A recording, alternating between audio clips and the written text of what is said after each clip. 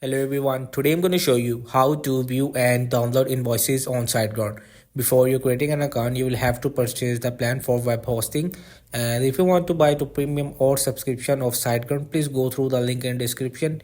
You will get a referral code from me. So after creating your account, simply just log in and payment history. This section contains a list of your payments including the date, amount and payment method. You can also download a PDF invoice by clicking on the invoice button, which is you will see the right corner.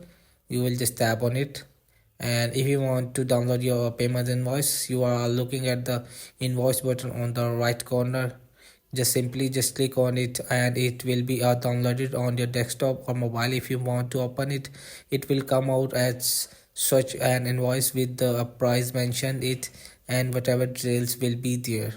So I hope this video will you like, and please don't forget to like and subscribe and get notified for more videos.